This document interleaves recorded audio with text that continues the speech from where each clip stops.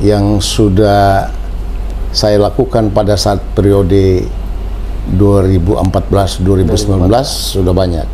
Tapi yang tidak berhasil bersama komisi saya dulu, komisi E, yaitu boarding school bagi anak orang miskin. Maksudnya nggak berhasil tuh ada hambatan atau nggak terjadi sama sekali? Ada hambatan. Itu sudah.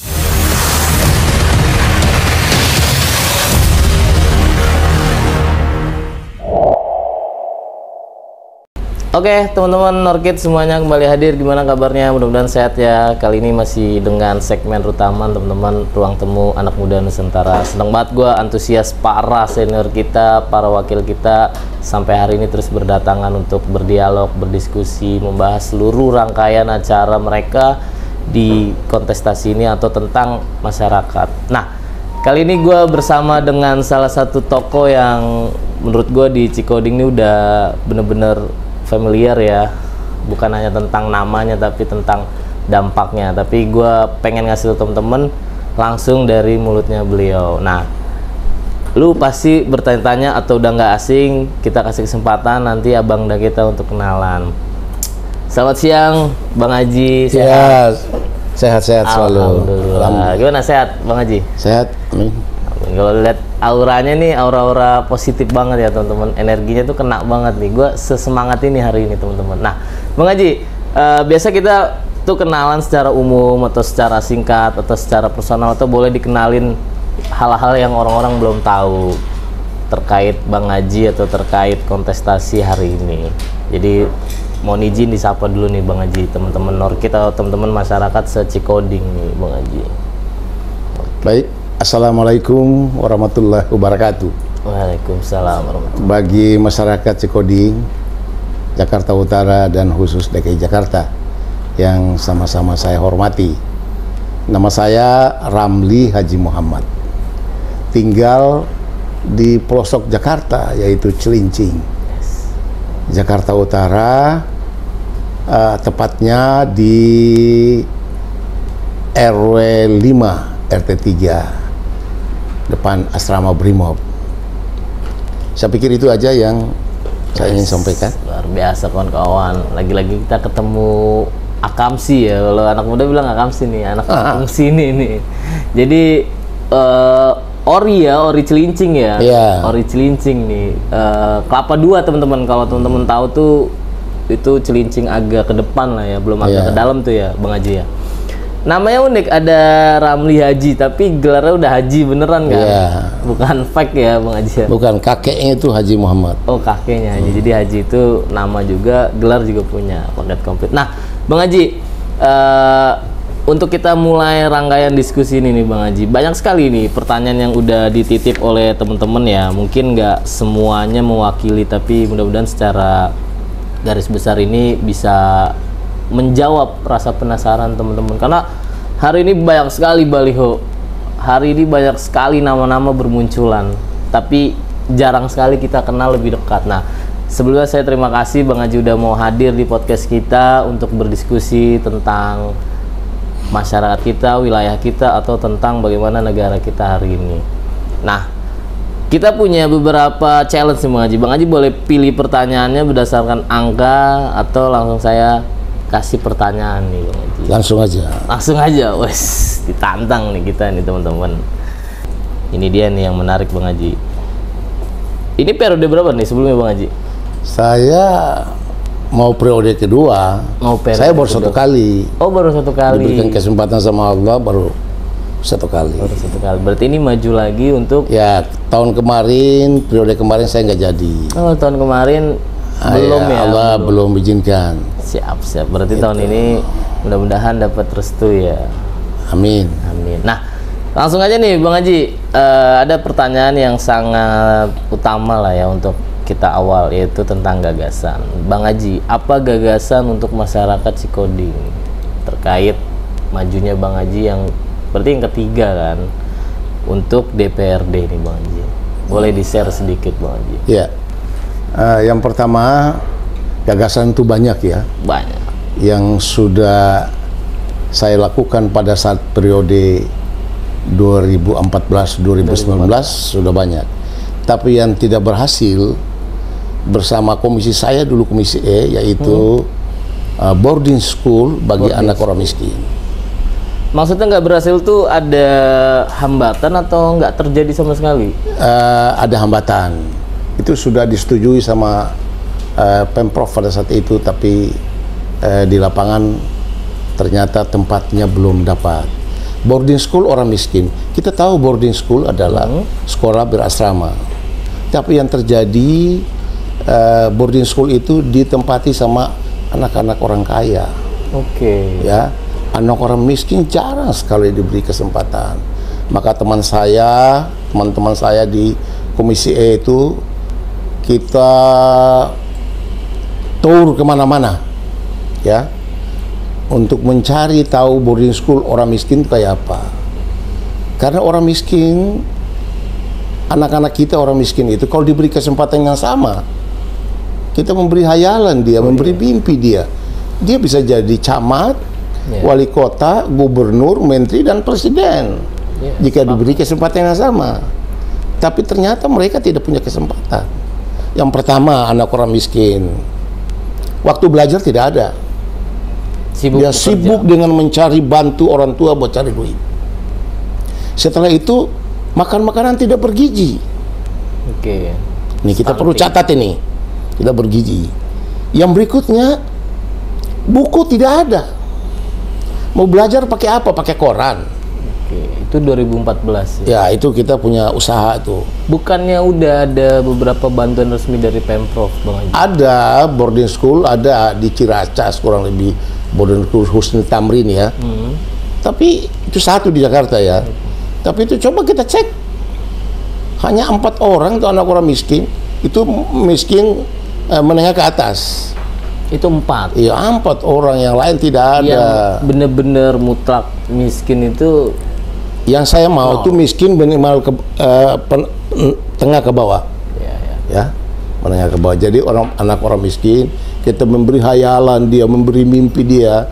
Orang tua menghayal satu ketika anak saya ini bisa jadi presiden. Jika diberi kesempatan yang sama, makan makanan bergizi, tidur cukup.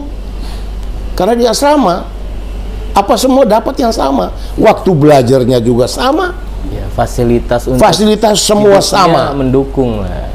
Timbul masalah, lantas yang bisa masuk yang mana aja? Itu jadi persoalan diskusi kita waktu itu di teman-teman di komisi E. Kalau begitu kita sepakat bahwa harus kita tanya kepada rumah 5 ke kanan, 5 ke kiri, 5 belakang, 5 ke depan. Kepada masyarakat kita tanya, betul nggak ini? Kriteria pertama adalah anak yang tidak punya orang tua. Dua-dua. Yang kedua, anak yatim piatu. Yang kedua, anak yang tidak punya bapak. Yatim. Yang ketiga, anak yang tidak punya ibu. Punya bapak tapi tidak punya ibu. Yang keempat, itu anak orang miskin. Ekonominya di bawah sekali ya. Kalau itu ditanyakan kepada warga akan kasih keterangan yang benar. Nah, ini masalahnya yang ditanyakan lewat siapa? Kalau warga ini, kalau ditanyakan kepada RT dan RW, itu ada benar, ada juga tidak. Kan pada saat ini kan anak mau sekolah gratis ini, fasilitas tinggi. Pas saat ditanyakan kepada RT atau RW, keluarganya datang titip, tuh ponakan lu tuh masukin. Awas ya kalau lu nggak masukin. Itulah yang tidak adil. Tapi kalau masyarakat benar Pak, itu anak itu orang ini benar. Jadi kalau cukuplah itu 5. Kalau keterangan dari 20 rumah ini benar, itu benar. Itu kriteria untuk masuk di boarding school orang miskin. Saya tertarik tuh untuk mendalami itu ya, karena saya baru dengar juga ya, ternyata komisi E pada 2014 ya 2019 melakukan satu ikhtiar ya, tadi. Betul. Ya. Walaupun beritanya nggak terlalu masif ya. Saya nggak dengar juga tuh, mungkin saya yang kurang update ya. Saya mau tanya gini. Pertama, apa urgensinya gitu? Sedangkan banyak ya institut lain, banyak dinas-dinas lain yang konsen di bidang-bidang tersebut, dinas pendidikannya, dinas sosialnya, dan lain-lain. Apa itu memang terjadi secara fakta atau memang ada hal-hal yang lain tuh sehingga boarding school tuh menjadi urgency tuh. Ya, kalau dari dinas-dinas yang lain tuh secara gradual aja mereka ya, garis besar. Yang penting terlihat bahwa mereka sudah punya program. Tapi mengarah kepada anak bangsa yang harus jadi orang itu nggak ada. Dan itu Cikoding wilayahnya atau Saya Jakarta. Oh, Jakarta. Jakarta. Makin banyak. Emang saya sepakat sih sampai hari ini masih banyak ya pendidikan yang nggak terlalu memadai ya. Di Jakarta Utara apalagi banyak kok pendidikan-pendidikan yang akhirnya masyarakat ya beberapa elemen itu iba atau simpati mereka inisiatif buat pendidikan. Waktu gitu kita sudah dapat tempat yaitu di Islamic Center yang di Koja Islamic Center. Ada kan yang buat haji apa tuh ada asrama-asrama ya. Tetapi manakala sudah mau finish, mau mengambil keputusan, pengelola Islami kan menyampaikan bahwa itu kan Islami kan harus bisa menerima anak-anak dari agama Islam aja. Nah, itu yang menjadi batal. Kalau menerima itu ada pesantren. Tapi kalau ini udah pesantren spesifik artinya. Kalau ini harus semua. Jadi tidak ada tempat, itu jadi batal di situ. Nah, tahun ini itu digaungkan lagi nggak sama Bang Haji? Kalau insya Allah saya diizinkan sama Allah, saya tetap akan perjuangkan itu. Itu menarik. Dengan strategi apa tuh? Ketika Bang Haji punya niat lagi ya boarding school itu tetap dilaksanakan tuh. Saya akan menyampaikan kepada gubernur. Langsung. Karena nanti akan datang itu yang melaksanakan tuh kan apa yang gubernur janjikan, bukan program kita. Program gubernur yang punya kita ide ada, kita kolaborasi. Sehingga menjadilah program gubernur. Nah, itu kita akan harus menyesuaikan dengan program gubernur. Karena kan jajan yang akan datang tuh bukan calon anggota dewan yang menjanjikan sama masyarakat. Bukan. Program gubernur. Mereka mengawal aja. Iya, program gubernur. Yang bagaimana kita ada poin-poin yang kita bisa masuk. Kita menyuarakan aspirasi masyarakat, kita menyuarakan terus. Nah, itu sektor pendidikan. Ngeri teman-teman. Baru habis kenalan singkat nggak nyampe 2 menit tuh langsung dibahas tentang masalah tuh. Ini luar biasa calon kita satu ini nih ya. Itu utang soalnya. Utang ya, gatel aja rasanya kalau nggak diomongin ya. Tapi saya respect lah kalau emang Bang Haji masih aware di dunia pendidikan, khususnya tadi orang-orang miskin ya. Emang sampai hari ini mereka belum tuntas ya, persoalan itu belum tuntas. Kaum marginal dan lain sebagainya masih jadi persoalan. Nah, itu satu gagasan kan nggak mungkin selevel Bang Haji cuma hanya tentang itu. Apalagi Bang Haji gagasannya. Ya. Yang kedua, bagaimana kita hidupkan Pulau Seribu?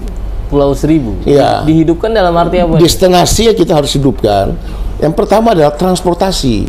Transportasi ke Pulau Seribu. Kita lihat Bali kan bagus. Kita punya pulau-pulau banyak. Banyak sih. Tapi bagaimana orang mau ke sana? Kalau pergi pagi pulang sore. Ya, dia mau berangkat ke sana. Tiba-tiba ada persoalan di daerahnya. Dia balik harus sore. Karena apa itu? Transportasinya. Karena rutenya hanya ada sore. Transportasi itu harus kita buat 5 menit sekali bisa berangkat, 5 menit sekali bisa berangkat, 5 menit sekali bisa balik.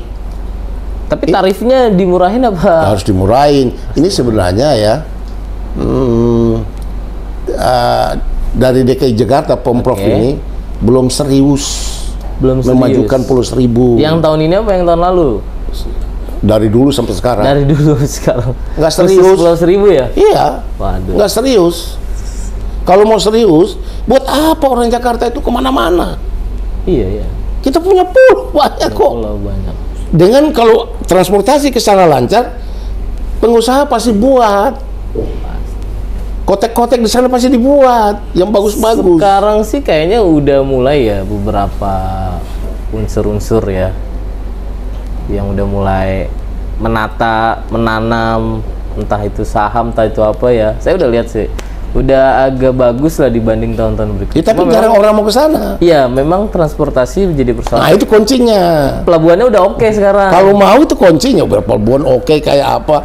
Yang penting 5 menit sekali, 5 menit sekali. Ya. Jadi orang kira-kira spek kapalnya gimana sih 5 menit sekali? Ya, dilepas aja umum, bagaimana caranya? Ya itu menarik sih ya, artinya ketika transportasi itu bisa terintegrasi juga ya sama darat. Itu luar biasa. Yang penting yang akan datang, gubernur punya kemauan untuk memajukan. Jangan hayal-hayal menyampaikan yang enggak. Yeah.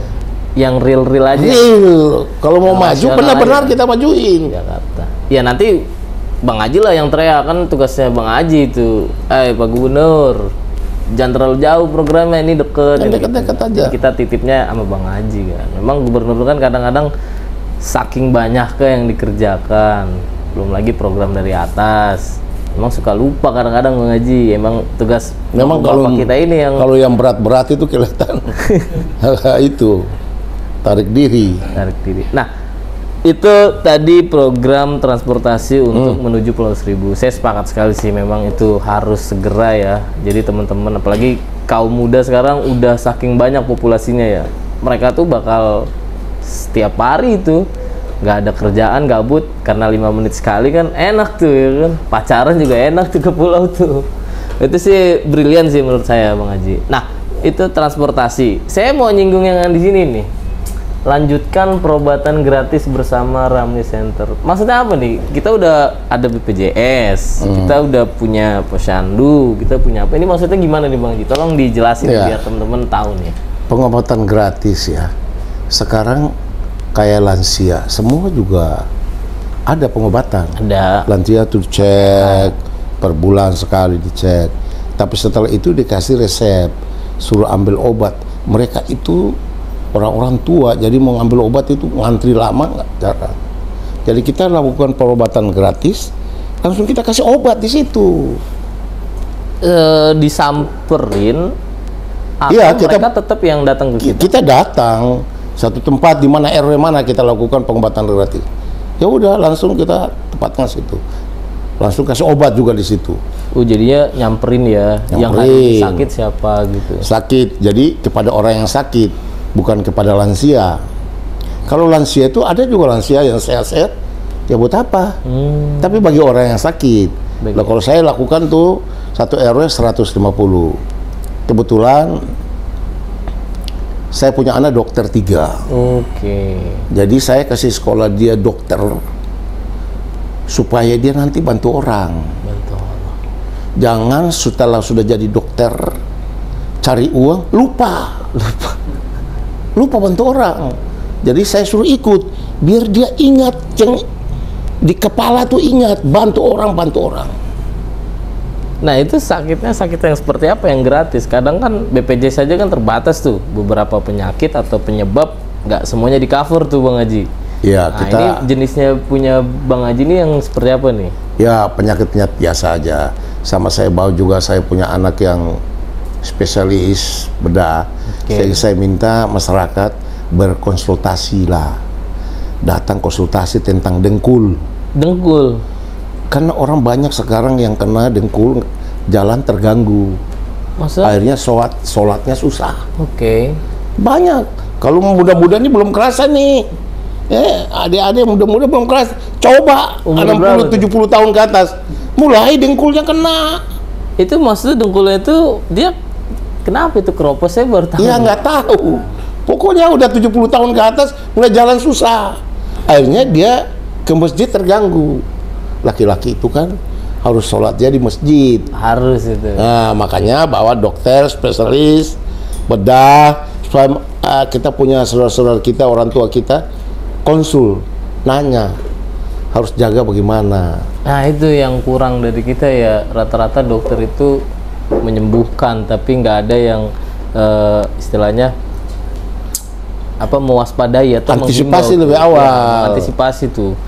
Jadi memang fungsi-fungsi dokter untuk mengingatkan itu emang kayaknya agak kurang ya Bang Haji ya. Karena sekarang kan kena apa? Aduh, urat kejepit. Saraf kejepit. Saraf kejepit. Lama-lama lumpuh. Lama-lama gak bisa jalan. Taunya dari awal tuh jaga harus minum apa. Nanti tanya dokter minum apa, susu apa yang harus diminum supaya jaga kan. Dan ini hanya untuk semua pendukung Bang Haji atau seluruh masyarakat nih? Nggak dibedain? Mana aja yang kita mau turun. Sebulan sekali kok itu. Sebulan sekali? Bukan tiap hari. Sebulan sekali saya turun. Itu gantian aja muter ya? Iya, gantian muter. Mantep. Kiraan saya tuh perobatan gratis itu ada pengobatan tentang kantong kering. Itu problem yang sampai hari ini susah obat itu. Susah itu. Kalau itu agak susah. Susah tuh. Kirain saya di sini, makanya saya, wah ini apa nih kan? Siapa tahu aja Bang Haji punya obatnya kan. Termasuk itu sama angkutan gratis. Angkutan gratis, oh kalau itu mah. Angkutan gratis saya itu setelah saya tidak jadi Dewan, ternyata saya berjuang. Jakarta Utara dari KWK dapat 438 unit angkutan gratis yang diberikan oleh Pemprov DKI Jakarta. Yang bawa masyarakat Cikoding itu naik 438 unit gratis. Yang dulu orang naik bayar, sekarang coba tanya masyarakat lah. Satu tab uang. Tanya masyarakat, dapat kartu dari mana itu? Asik. Saya kemarin bagi kartu 22.500. Kartu saya bagi buat anak-anak saya yang sekarang sekolah. Daripada dia antar kakaknya sekolah, kakaknya pulang naik motor ke sana kemari, orang tua gelisah di rumah, ya kan? Dia habis ngantar, dia pulang lihat temannya, dia ikut. Iya benar. Orang tuh, ini kok abang, kakak kok sampai sekarang belum datang.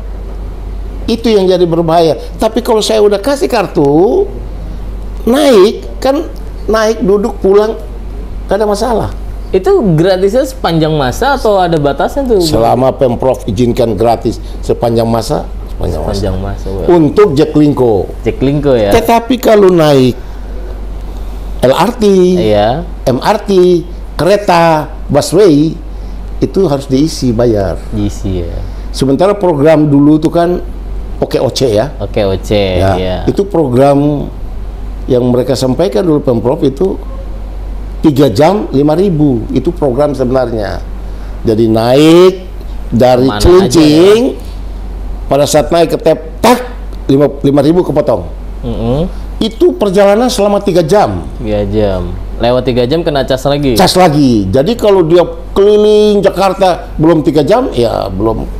Tapi kalau dia dari sini naik ke Tanjung Priuk, turun di warung ngobrol sama teman-teman pas 3 jam naik lagi, kecas lagi. Cas lagi. Jadi 3 jam. Kalau yang gratis ini pokoknya sekali tap udah gratis dah tuh kemana aja gitu. Kemana aja. Jadi kartu ini kan dia bisa pakai seluruh Jaklingko di Jakarta. Itu saya bingung ya. Pendapatannya lalu dari mana kalau sebanyak itu program gratis? gubernur. Disubsidi ya. Subsidi itu kan. Jadi kita kan hanya ikut program gubernur aja. Siap. Disubsidi. Tapi baliho Bang Haji tuh Bapak Jaklingko. Itu kan nebengnya di situ aja. Karena saya bagi 22.500 kartu. Dan itu belum terjadi orang lain bagi. Ya, itu sih menurut saya 22.500. Setimpal ya, artinya maksudnya Bapak Jaklingko itu teman-teman biar nggak salah paham juga tuh. Ada juga jasanya Bang Haji di situ. Nggak semata-mata klaim. Oh, bukan. Kan itu khawatir juga gitu gubernur. Kan. Iya, program gubernur tuh. Tahun ini ditambah berapa ribu? Apa tuh? Gratisnya nih, kartu gratisnya nih. Saya udah siapin 30.000 tuh kartu sana itu. Udah siapin? Iya. Wah, luar biasa. Kayak dapat kita nanti Norkit nih. Ya. Nah, kita hobinya jalan-jalan nanti. Contoh kartu kayak begini nih. Oh, coba lihat. Nih, langsung dikasih unjukin nih, teman-teman. Ini bisa dibagi nih. Ini kebetulan ada tinggal 4 ini. Pas banget. Teman-teman kita ada 4. Ini kartunya begini, teman-teman. Kemana ada 5 itu. Nih. Jadi kemana aja ini kita udah bisa gratis ya. Ya. Luar biasa. Ini sih menarik sih. Jarang sekali kita nih dapat yang gratis selamanya. Biasanya gratisnya itu sebentar. Ini selama Pemprov, Pemprov izinkan gratis. Oke, luar biasa. Keren. Ini terima kasih nih Bang Haji nih.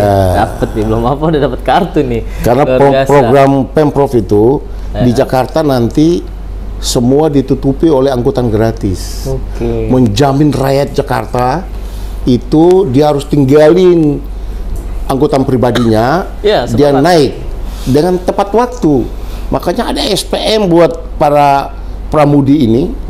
Itu tidak bisa ngetem. Lihat aja mobil jalan, naik mobil cepat sekali nyampe. Iya, sekarang kan itu memang aturan. Lebih efisien saya lihat ya, udah nggak ada KWK ngetem, tunggu-tungguan.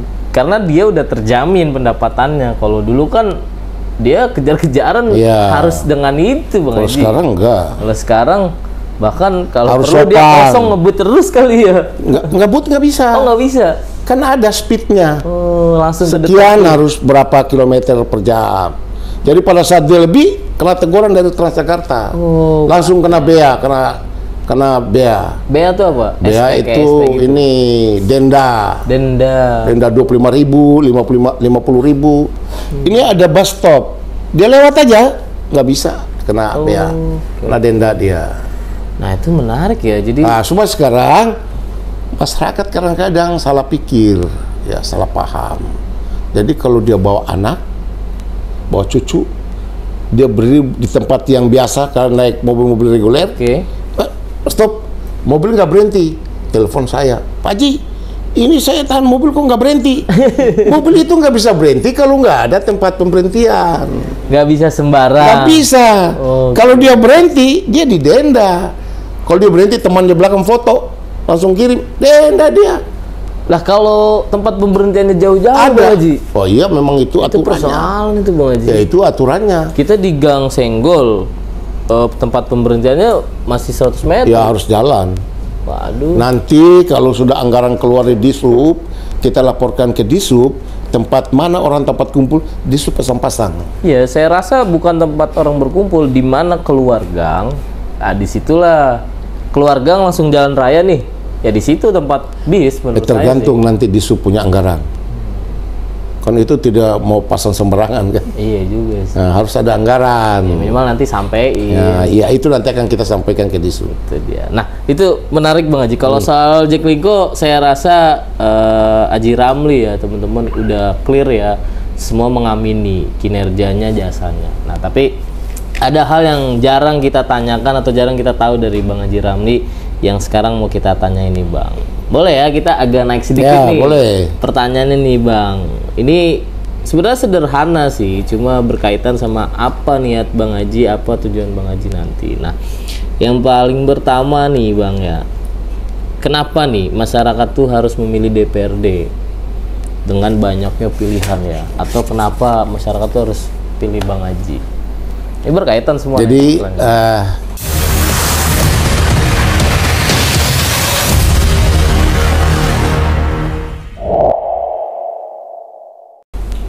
teman-teman yang calon semua kan punya kapasitas ya. pasti dong. Bagus. Kenapa harus DPRD? Artinya harus ada perwakilan. Kalau masyarakat itu rame-rame datang ke kantor gubernur, kan susah gubernur terima. Tapi kalau melalui perwakilan DPRD, kan gampang menyampaikan. Melalui fraksi, dan air bisa terarah. Dan mudah-mudahan orang yang masuk ke sana harus amanah. Itu dia. Jika tidak amanah, sulit membawa aspirasinya. Atau pada saat reses, ada banyak anggota dewan yang reses, hanya turun, terus dialog-dialog, Pulang. ada pertanyaan, nanti tanya kepada saya punya asisten ya. Nah itu yang masyarakat tidak mau. Masyarakat mau unek-unek itu keluar, kita tangkap, oh maunya kayak ini, kita olah, kita sampaikan dengan baik. Iya, ada follow up langsung pada saat itu. Itu masyarakat kan. begitu, makan cabai harus pedes. Iya, pedas. Solusinya bukan disuruh makan cabai lagi. Nah gitu. Ya, artinya penting memilih DPRD. Lalu kenapa masyarakat tuh, saya mau tanya, harus milih Bang Haji ini? Bang Haji punya keistimewaan apa atau punya perbedaan apa dengan yang lain? Saya nggak tahu saya punya keistimewaan apa. Iya. Mungkin hampir sama dengan teman-teman. Cuma saya kan minta kepada masyarakat Cikoding, jika pilih saya akan berbuat sesuatu untuk kepentingan kampung kita. Itu aja. Dan mudah-mudahan Allah kasih petunjuk biar saya amanah. Siap. Jika saya tidak amanah, sama aja. Saya dengan orang sama aja, ngapain pilih saya? Iya juga. Nah, itu mungkin alasan yang masih umum ya Bang Haji. Ya kita nggak mau terlalu dalam lah biar masyarakat nanti bisa menilai. Cuma saya tadi Bang Haji bilang untuk wilayah bekerjanya. Nah, kebetulan juga Bang Haji kan asli Cilincing ya. Iya. Ah ini dia nih Bang Haji. Sampai hari ini Cilincing itu masih menjadi problem bersama ya. polusinya, kemacetannya, bahkan lalu lintasnya ya, lalu lintas yang berdampak kecelakaan. Nah, bagaimana tuh Bang Haji melihat persoalan tadi, dan bagaimana langkah taktis Bang Haji atau langkah strategis Bang Haji tuh? Atau udah nyiapin apa nih untuk semua problem yang ada di Cilincing? Khususnya polusi udara tuh. Polusi udara ya sebenarnya ya harus kita